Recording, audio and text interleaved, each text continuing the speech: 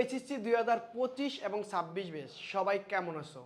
তোমাদের মনে একটি কোশ্চেন, ভাইয়া হিসাব বিজ্ঞান একটি কঠিন সাবজেক্ট, এটাই আমি কিভাবে পাশ করতে পারি, কিংবা এটা আমি কিভাবে ভালো নাম্বার পেতে পারি, কিংবা কোন অধ্যায়গুলো পড়লে আমি পরীক্ষায় কমন পড়বে আমার, কিংবা কোন অধ্যায় থেকে প্রতি বছর সব থেকে বেশি ম্যাথ আয়, সকল কোশ্চেনের আনসার তোমাকে আজকের এই ভাইয়া এই ভিডিওতে দিব। অর্থাৎ আজকে ভাইয়া তোমাদের এসএসসি 2025 এবং 26 ব্যাচের হিসাব বিজ্ঞানের সাজেশন দিতে তোমাকে যাচ্ছি। ওকে, তাহলে চলে আসি আমরা হিসাব বিজ্ঞানে প্রথম দেখবো আমরা প্রথম পত্র, হিসাব বিজ্ঞানের প্রথম পত্র। ওকে, তাহলে এবার তোমাদের কোশ্চেন থাকতে পারে, ভাইয়া হিসাব বিজ্ঞান প্রথম পত্র 2025 ব্যাচের জন্য শর্ট সিলেবাস, 26 ব্যাচের জন্য ফুল সিলেবাস হওয়ারও সম্ভাবনা আছে, কিংবা শর্ট সিলেবাস হওয়ারও সম্ভাবনা আছে। তাহলে দুইটাকে একসাথে সাজেশন দেব না, আগে সবাই 2025 ব্যাচের শর্ট সিলেবাসের সাজেশনটা নাও, তারপর ভাইয়া 2026 সালের সাজেশন দিচ্ছি। ওকে, তাহলে এবার আসো হিসাব বিজ্ঞান প্রথম পত্র কোন অধ্যায়গুলো শর্ট সিলেবাসে আছে সেগুলো ভাইয়া আগে আইডেন্টিফাই করে দিই। প্রথম অধ্যায় হিসাব বিজ্ঞানের পরিচিতি, কি ভাইয়া? হিসাব বিজ্ঞানের পরিচিতি।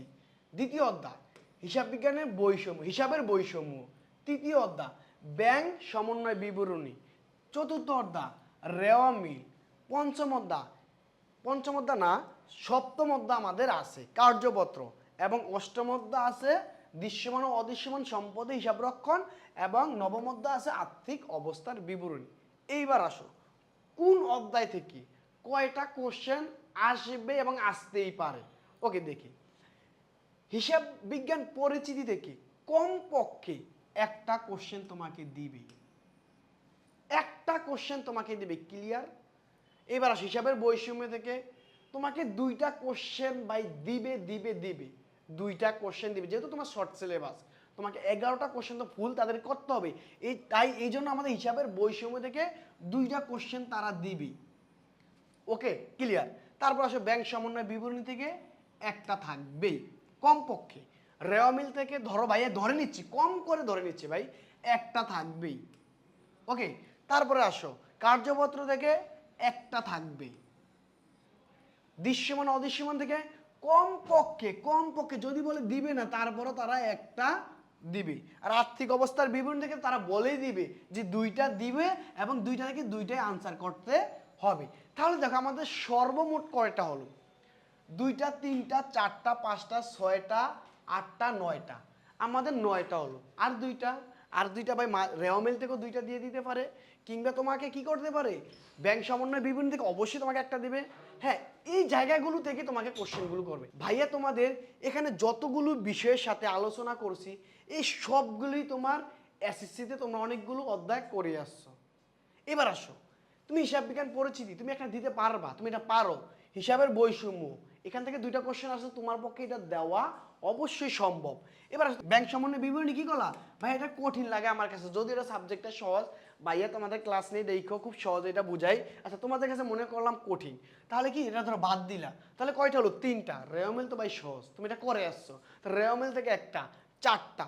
তুমি কার্যপত্র, ভাইয়া কার্যপত্র তো আমার কাছে কঠিন মনে হয়, দিলা না, ধরো দিলা না, তারপর কয়টা হলো? 4টা।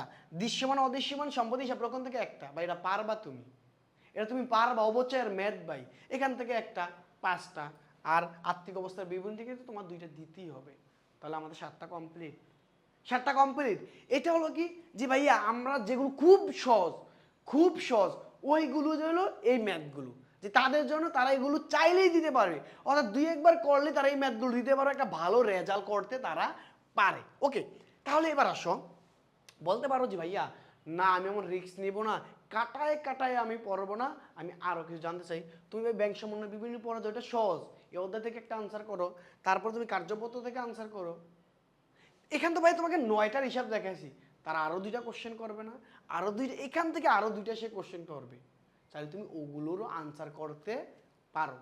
ক্লিয়ার? ওকে, তাহলে এবার আসো আমাদের প্রথম পত্রের 2025 ব্যাচের জন্য শেষ, 26 ব্যাচের জন্য। ভাইয়া আমাদের তো শর্ট সিলেবাস দেয় না, ফুল সিলেবাসও হতে পারে, শর্ট সিলেবাসও হতে পারে। তোমাদের জন্য আসো দেখো যদি তোমাকে ভাই ফুল সিলেবাস দেয়, ভাইয়া শর্ট সিলেবাসে যে অধ্যায়গুলো দেখাইছি না, এখান থেকেই তোমাদের কোশ্চেনগুলো আসবে ভাই। এগুলো মেইন অধ্যায়, হিসাব বিজ্ঞান প্রথম পত্রের মেইন অধ্যায় এদেরকেই বলা হয়, যারা শর্ট সিলেবাসে যাদেরকে দিছি। তুমি যদি এখান থেকে একটা একটা করে দাও, ধরো এখান থেকে ওই সময় হিসাবের বৈষম্য থেকে একটা কোশ্চেন আসলো, এখন শর্ট সিলেবাসে দুইটা, তোমার 26-এ একটা আসলো, তুমি এখানে একটা যদি ধরে নাও, ওই সময় তোমার কি করতে হবে, ব্যাংক সমন্বয় বিবরণ থেকে একটা কোশ্চেন দিবা, আনসার করবা, কার্যপত্র থেকে আনসার করবা। তাহলে কি তোমার অলরেডি অলমোস্ট সব মিলিয়ে 7টা হয়ে যাবে। ক্লিয়ার? 26-এর জন্য যারা 33, ভাই আমার 33 হইল, আরে বেশি কিছু লাগবে না, তাদের জন্য ভাই তুমি হিসাব বিজ্ঞান পরিচিতি এবং হিসাবের বৈষম্য পড়ে যাও, সাথে তুমি এই দৃশ্যমান অদৃশ্যমানটা পড়ে যাও, এটা তুমি পারো, আর রেওয়ামিলটা পড়ে যাও। তাহলে দেখবা যে তোমার ইনশাল্লাহ তুমি 33 থেকে বেশি পাবা। ক্লিয়ার? কথা ক্লিয়ার? ওকে, তাহলে আমাদের ফার্স্ট পেপার শেষ। এবার চলে যাই আমরা আমাদের সেকেন্ড পেপারে। দেখো এখান থেকে আমাদের কোন কোন কোশ্চেনগুলো আসে সেগুলো আগে আমরা দেখব। আমাদের শর্ট সিলেবাসে যা যা আছে, কি কি আছে ভাইয়া? অংশীদারি ব্যবসায়ের হিসাব, যৌথ মূলধনী কোম্পানি মূলধন, যৌথ মূলধনী কোম্পানি আর্থিক বিবরণী বিশ্লেষণ, উৎপাদন ব্যয় হিসাব, মজুত পণ্য হিসাব রক্ষণ পদ্ধতি। ওকে, একটা দুইটা তিনটা চারটা পাঁচটা 6টা অধ্যায় আছে। 6টা অধ্যায় থেকে আমাদেরকে 11টা কোশ্চেন করবে। ওকে, তাহলে এবার দেখি আমাদের কোথায় থেকে কোশ্চেন করতে পারে। ভাই অংশীদারি ব্যবসা থেকে তোমার মাস্ট একটা কোশ্চেন করবি। আর এটা তুমি অংশীদারি ব্যবসা কিন্তু খুব সহজ, যদি তোমরা করে থাকো তাহলে কিন্তু এটা তোমরা বুঝবে, এটা খুবই সহজ। ওকে, যৌথ মূলধনী কোম্পানির মূলধন, এখান থেকে মিনিমাম একটা কোশ্চেন তোমাকে দিবেই, তোমাকে এখান থেকে একটা কোশ্চেন দিবে। আর যৌথ মূলধনী কোম্পানি আর্থিক বিবরণী, বা এখান থেকে তো দুইটাই দিবে, তারা দুইটাই দিতে বলবে, আর দুইখান থেকে দুইটাই আনসার করতে হবে। ওকে, আর্থিক বিবরণী বিশ্লেষণ, এখান থেকে কি আসতে পারে ভাই? এখান থেকে দুইটা কোশ্চেন আসার সম্ভাবনা আছে, দুইটা কোশ্চেন আসার সম্ভাবনা আছে। কিন্তু ভাইয়া ধরে নিলাম, ধরো একটা কোশ্চেনই করছে তারা। কয়টা কোশ্চেন করছে? একটা কোশ্চেন তারা করছে। ওকে, তারপর আসো উৎপাদন ব্যয় হিসাব, ভাই এখান থেকে একটা কোশ্চেন তারা করবে, উৎপাদন ব্যয় হিসাব থেকে একটা কোশ্চেন তারা করবে। তারপর আসে কি? মজুত পণ্য হিসাব রক্ষণ, ভাই ফিফুলিফু পদ্ধতি, এখান থেকেও একটা কোশ্চেন তারা মাস্ট করবে, মাস্ট এখান থেকে করবে।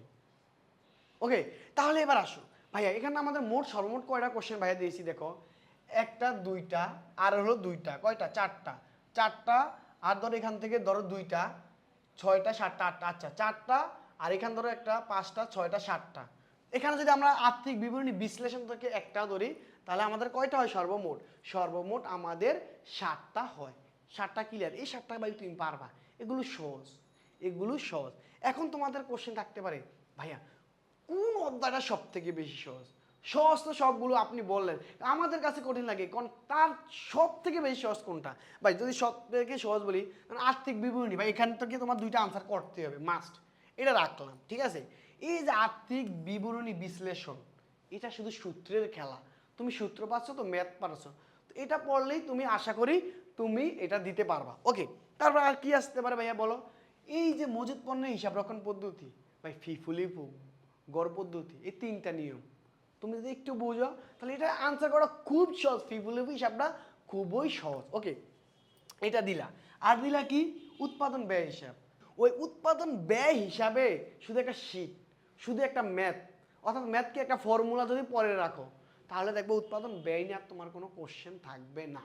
উৎপাদন ব্যয় শুধু একটা শীট বলতে একটা পেজের গুলো লেনদেনগুলো পড়লেই দেখবো তুমি আনসার করতে পারতেছো। ক্লিয়ার? তাহলে আমরা দেখলাম মজুত পণ্য হিসাব রক্ষণ থেকে যদি আমরা একটা দেই সহজ, আর উৎপাদন ব্যয় হিসাব থেকে একটা দেই, এবং আর্থিক বিবরণী বিশ্লেষণ থেকে একটা দিই, 3টা।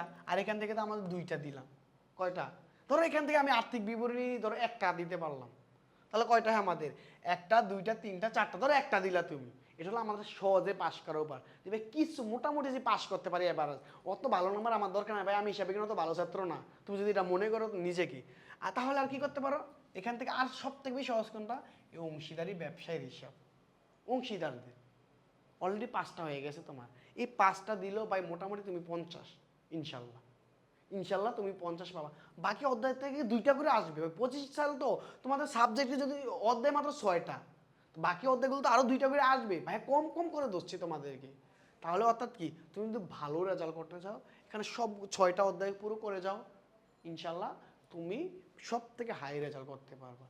ওকে, এবার আসো তারপরেও যদি বলো যে না ভাই আমি 33, পরের স্ক্রিপ্টটা ভাই যেটা বলছি কোন কোন অধ্যায়গুলো, উৎপাদন ব্যয় হিসাব, মজুত পণ্য হিসাব, আর্থিক বিবরণী বিশ্লেষণ আর অংশীদারি ব্যবসা হিসাব। যদি তুমি আর্থিক বিবরণী না পারো, ক্লিয়ার ভাইয়া তোমাদেরকে খুব ক্লিয়ার করে বলে দিছি, অর্থাৎ যারা ভালো ছাত্র তারাও বুঝবা, আর যারা বলো যে ভাই আমি হিসাব বিজ্ঞান কঠিন লাগে তারাও বুঝবা। এবার আসো 2026 নিয়ে কথা বলি। 26 সাল তোমরা যারা আসো ভাইয়া কোথা থেকে কোশ্চেন আসতে পারে? আমার কথা একটাই ভাই, এই জায়গাগুলোই সবচেয়ে বেশি ফোকাস করো। মিনিমাম মিনিমাম তোমার 8টা কমন পড়বে, মিনিমাম এখান থেকে 8টাই আসবে তোমার, অর্থাৎ শর্ট সিলেবাসে যা আছে এখান থেকে তোমার 8টা আসবেই। কয়টা ভাই?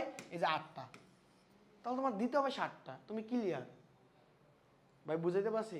তাহলে এখন বলো, এখন পুরো অর্থাৎ তোমরা যারা ভালো নাম্বার গেইন করতে চাও আর কিংবা যারা খুব সহজে পাস করতে চাও তারা সব কিছু পাইছো কিনা, যদি পেয়ে থাকো তাহলে ধন্যবাদ, সবাই ভালো থাকবা, সুস্থ থাকবা, আল্লাহ হাফিজ।